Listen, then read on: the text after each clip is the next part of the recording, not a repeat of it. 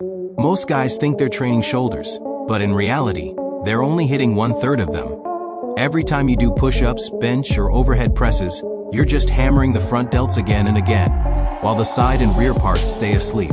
That's why your shoulders look flat from the side, and your posture starts collapsing forward over time. Today, we're fixing that. We're building real 3D shoulders, front, mid, and rear using calisthenics and dumbbells. Two paths, same goal. Wide, round, and balanced shoulders that actually look athletic. Most people don't realize the shoulder isn't one muscle. It's a team of three. Each head has its own job, and if one takes over, the others shrink into the background. When people say they're training shoulders, what they're really doing most of the time is training the front delts, whether they know it or not. Every push-up, dip, or overhead press, it's the anterior delt doing the heavy lifting. Let's train it smarter with exercises that build power and keep your structure balanced. The pike push-up is your go-to bodyweight press for front delt strength. Get into a downward dog position, hips high, arms straight, fingers spread wide. Walk your feet closer to your hands until your upper body forms an L shape.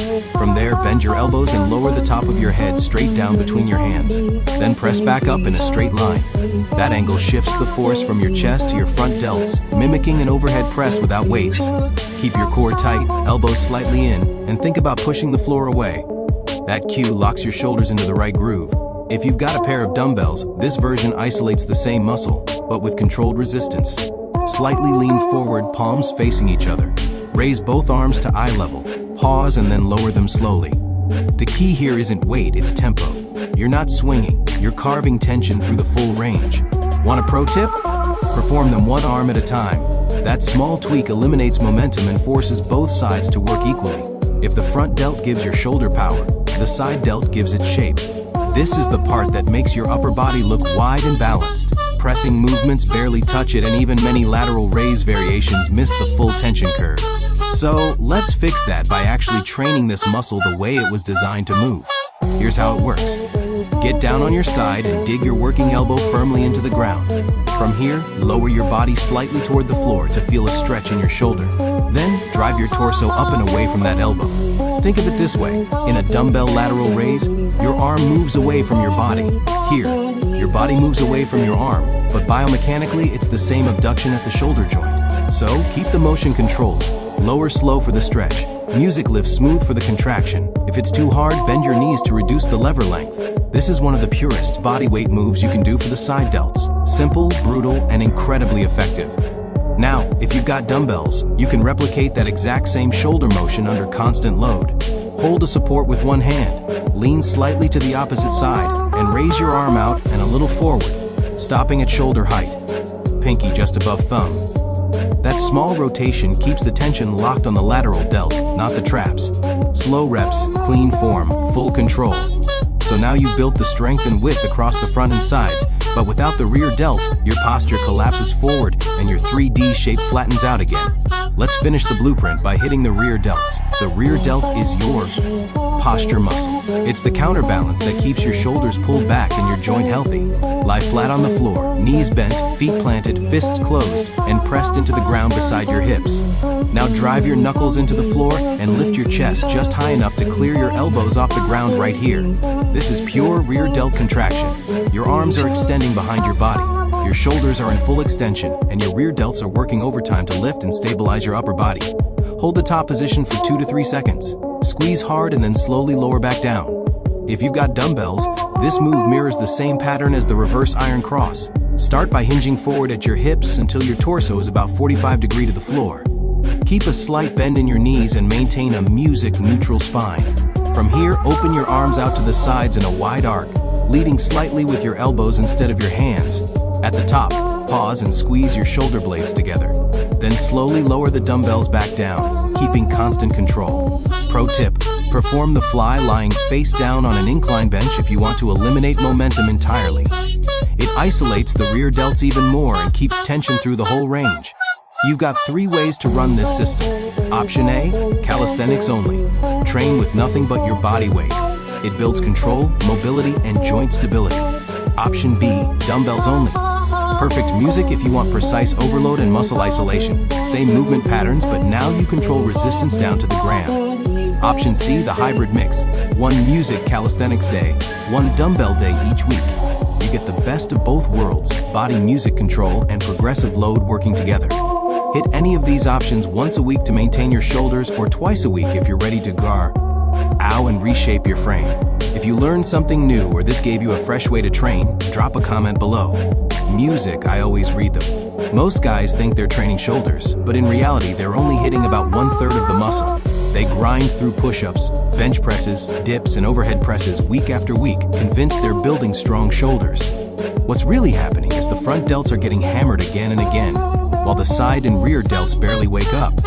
Over time, this creates shoulders that look flat from the side, narrow from the front, and weak from the back. Posture starts collapsing forward, shoulders roll inward, and the upper body loses that athletic, balanced look. Strength without balance always shows its flaws eventually, and that's exactly what we're fixing today. The goal here is real three-dimensional shoulders, not just power from the front, but width from the sides and stability from the rear. We're doing it using two proven approaches, calisthenics and dumbbells. Different tools, same destination. Wide, round, balanced shoulders that perform well and actually look athletic from every angle. Most people don't realize the shoulder isn't one muscle working alone. It's a team of 3 separate heads, each with a specific role. When one takes over, the others shrink into the background. And when people say they train shoulders, most of the time they're really just training the front delts without knowing it. Every push-up, every dip, every bench press, every overhead press pushes the workload straight onto the anterior delt. That muscle becomes dominant, while the others fall behind. Instead of eliminating these movements, the smarter approach is to train the front delt intentionally and then bring the other 2 heads up to match it. That's how you build shoulders that are strong, healthy, and visual. Why balanced? For bodyweight training, the pike push-up becomes your foundation for front delt strength. Start in a downward dog position with your hips high, arms locked out, and fingers spread wide for stability. Slowly walk your feet closer to your hands until your torso forms a clean L shape. From there, bend your elbows and lower the top of your head straight down between your hands, keeping the path vertical. Then press back up smoothly, thinking about pushing the floor away from you rather than just lifting your body. That cue alone helps lock the shoulders into the correct groove and keeps the stress exactly where it belongs. Keep your core tight, ribs down and elbows slightly tucked so the shoulders stay strong and stable throughout the movement. If you have dumbbells, you can train the same muscle with more controlled resistance. Stand tall, lean slightly forward, and hold the dumbbells with your palms facing each other. Raise your arms to eye level, pause briefly, then lower them slowly under full control. The focus here isn't on how heavy the weight is, but on how much tension you maintain. No swinging, no bouncing, no shortcuts. Every inch of the movement should feel deliberate.